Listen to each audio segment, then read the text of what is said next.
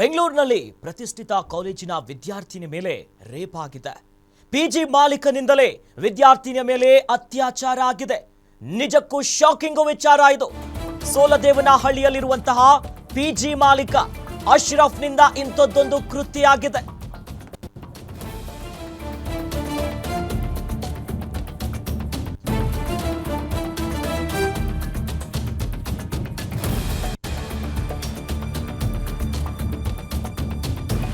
ಪಿಜಿಯಲ್ಲಿದ್ದಂತಹ ವಿದ್ಯಾರ್ಥಿಯ ಮೇಲೆ ಅಲ್ಲಿ ಪಿಜಿ ಮಾಲೀಕನಿಂದಲೇ ಅತ್ಯಾಚಾರ ಆಗಿದೆ. ಸೋಲದೇವನಹಳ್ಳಿಯಲ್ಲಿರುವಂತಹ ಪಿಜಿ ಮಾಲೀಕ ಅಶ್ರಫ್ನಿಂದ ಇಂಥದ್ದೊಂದು ಕೃತ್ಯ ನಡೆದಿರೋದು. ವಿದ್ಯಾರ್ಥಿನಿ ಪಿಜಿಗೆ ಸೇರಿ ಕೇವಲ 10 ದಿನ ಅಷ್ಟೇ ಕಳೆದಿತ್ತು. ನಿನ್ನೆ ತಡರಾತ್ರಿ ಕಾರಿನಲ್ಲಿ ವಿದ್ಯಾರ್ಥಿನಿಯನ್ನ ಹೊತ್ತೊಯ್ದಿದ್ದಾನೆ ಅಶ್ರಫ್. ವಿದ್ಯಾರ್ಥಿನಿ ಇದ್ದಂತಹ ಪಿಜಿಯ ಮಾಲೀಕ ಆತ ನಿರ್ಜನ ಪ್ರದೇಶಕ್ಕೆ ಹೊತ್ತೊಯ್ದು ಅತ್ಯಾಚಾರವನ್ನ ಎಸಗಿದ್ದಾನೆ ಈ ಕಾಮೆ. ವಿದ್ಯಾರ್ಥಿನಿಯಿಂದ ಸೋಲದೇವನಹಳ್ಳಿಯ ಠಾಣೆಗೆ ದೂರನ್ನ ಕೊಡಲಾಗಿದೆ. ಸದ್ಯ ಪ್ರಕರಣವನ್ನ ದಾಖಲಿಸಿಕೊಂಡು ಪೊಲೀಸರು ಅಶ್ರಫ್ನನ್ನ ಅರೆಸ್ಟ್ ಮಾಡಿದ್ದಾರೆ. ಬೆಚ್ಚಿ ಬೀಳಿಸ್ತಾ ಇದೆ ಈ ಪ್ರಕರಣ.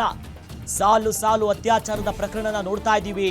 ಪ್ರಕರಣದಲ್ಲಿ ಹಿಂದಿಂದ ಮಾಡಿದವ್ರಿಗೂ ಶಿಕ್ಷೆ ಆಗಿರುವಂತ ವಿಚಾರ ನೋಡಿದ್ರ ಬೆನ್ನಲ್ಲೇ ಸೋಲದೇವನಹಳ್ಳಿಯಲ್ಲಿರುವಂತ ಪಿಜಿ ಸದ್ಯ ದೃಶ್ಯದಲ್ಲಿ ಗಮನಿಸ್ತಾ ಇದೀವಲ್ಲ, ಈತನೇ ನೋಡಿ ಆ ಕಾಮಿ. ಆತನ ಮೇಲೆ ಇರುವಂತಹ ಆರೋಪ ಇದು. ಸದ್ಯ ಆತನನ್ನ ಅರೆಸ್ಟ್ ಮಾಡಿದ್ದಾರೆ. ಈತ ಪಿಜಿಯ ಮಾಲೀಕನಾಗಿರ್ತಾನೆ. ಗಮನಿಸ್ತಾ ಇದೀವಿ ನೋಡಿ, ಇದೇ ಒಂದು ಪಿಜಿ ಆಗಿರುತ್ತೆ. ಸೋಲದೇವನಹಳ್ಳಿಯಲ್ಲಿ ಈ ಪಿಜಿ ಇದೆ. ಈ ವಿದ್ಯಾರ್ಥಿನಿ ಬೆಂಗಳೂರಿನ ಪ್ರತಿಷ್ಠಿತ ಕಾಲೇಜು ಒಂದರಲ್ಲಿ ವಿದ್ಯಾಭ್ಯಾಸವನ್ನ ಮಾಡ್ತಿರ್ತಾರೆ. ಜಸ್ಟ್ 10 ದಿನ ಆಗಿತ್ತಂತೆ ಈ ಪಿಜಿಗೆ ಬಂದು. ವಿದ್ಯಾಭ್ಯಾಸದ ಸಲುವಾಗಿ ಪಾಪ ಎಲ್ಲಿಂದೋ ಬಂದಿರ್ತಾರೆ, ಓದಬೇಕನ್ನೋ ಕನಸು ಕಟ್ಕೊಂಡಿರ್ತಾರೆ. ಪಿಜಿಯಲ್ಲಿರುವಂತಹ ಸಂದರ್ಭದಲ್ಲಿ ಅದು 10 ದಿನ ಆಗಿತ್ತು ಈ ಪಿಜಿಗೆ ಸೇರಿ. ಇದನ್ನೇ ಬಳಸಿಕೊಂಡು ಇಂಥದ್ದೊಂದು ದುಷ್ಕೃತ್ಯವನ್ನ ಎಸಗಿದ್ದಾರೆ. ಈ ಬಗ್ಗೆ ಹೆಚ್ಚಿನ ಡೀಟೇಲ್ಸ್ ನೀಡ್ತಾರೆ ನೆಲಮಂಗಲದ ಪ್ರತಿನಿಧಿ ಮೂರ್ತಿ ನಮ್ಮ ಜೊತೆ ಜಾಯ್ನ್ ಆಗಿದ್ದಾರೆ. ಮೂರ್ತಿ, ಯಾವಾಗ ಈ ಘಟನೆ ಆಯ್ತು? ನಿನ್ನೆ ಎಷ್ಟೊತ್ತಿನ ಸಂದರ್ಭದಲ್ಲಿ? ಅದಾದ್ಮೇಲೆ ನಿರ್ಜನ ಪ್ರದೇಶ ಅಂತಂದ್ರೆ ಆ ಪ್ರದೇಶ ಯಾವುದು, ಎಲ್ಲಿತ್ತು? ಜೊತೆಯಲ್ಲಿ ಈತ ಸದ್ಯ ಏನ್ ಹೇಳ್ತಿದ್ದಾನೆ, ನಾನು ಹೌದಾ ಇಲ್ವಾ? ಸದ್ಯ ಏನೆಲ್ಲ ಕ್ರಮ ಆಗಿದೆ ಈತನ ಮೇಲೆ ಸದ್ಯ? ಅಖಿಲೇಶ್, ಏನು ಪ್ರತಿಷ್ಠಿತ ಇಂಜಿನಿಯರಿಂಗ್ ಕಾಲೇಜ್ ಏನಿದೆ, ಆ ಕಾಲೇಜಿನಲ್ಲಿ 19 ವರ್ಷದ BBAಗೆ ಸೇರಿದಂತ ಈ ವಿದ್ಯಾರ್ಥಿನಿ ಮತ್ತೆ ಏನು 32 ವರ್ಷದ ಅಶ್ರಫ್ ಅನ್ನೋ ಆರೋಪಿ ಏನಿದ್ದಾನೆ, ಅವನು ಪಿಜಿ ಮಾಲೀಕ ಕೂಡ ಆಗಿದ್ದಾನೆ. ಆಕೆಯನ್ನ ಸಲಿಗೆಯಿಂದ ಆಚೆ ಕರ್ಕೊಂಡೋಗಿ ಬರುವ ನೆಪದಲ್ಲಿ ತನ್ನ ಕಾರ್ನಲ್ಲಿ ಕರ್ಕೊಂಡೋಗಿ ಏನು ಅಲ್ಲೇ ಸಮೀಪದಲ್ಲಿದ್ದಂತ ನಿರ್ಜನ ಪ್ರದೇಶದಲ್ಲಿ ಅತ್ಯಾಚಾರ ಮಾಡಿರುವಂತ ಘಟನೆ ಏನಿದು ಸೋಲದೇವನಹಳ್ಳಿ ಪೊಲೀಸ್ ಠಾಣಾ ವ್ಯಾಪ್ತಿಯಲ್ಲಿ ನಡೆದಿರುವಂತದ್ದು. ಈತ ಮೊನ್ನೆ ರಾತ್ರಿ 12 ಗಂಟೆ ಸುಮಾರಿಗೆ ಈಕೆಯನ್ನ ಆಚೆ ಕರ್ಕೊಂಡು ಬಂದಿದ್ದಾನೆ. ಸುಮಾರು 2 ಗಂಟೆ ಸುಮಾರಿಗೆ ಏನು ಅತ್ಯಾಚಾರ ಎಸಗಿದ ಬಳಿಕ ಏನು ತನ್ನ ಕಾರ್ನಲ್ಲಿ ವಾಪಸ್ ಕರ್ಕೊಂಡ್ಬಂದು ಅದೇ ಪಿಜಿಗೆ ಬಿಟ್ಟಿದ್ದಾನೆ.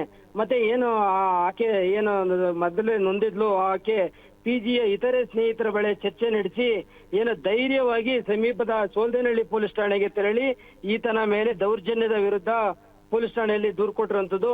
ಬಳಿಕ ಏನು ತಕ್ಷಣವೇ ಆತನನ್ನ ಏನು ಮನೆಯಲ್ಲಿ ಏನ್ ಮನಗಿದ್ದ ಆ ವೇಳೆಯಲ್ಲಿ ಪೊಲೀಸರು ಅಲರ್ಟ್ ಆಗಿ ಆತನನ್ನ ಬಂಧಿಸಿದ್ರು.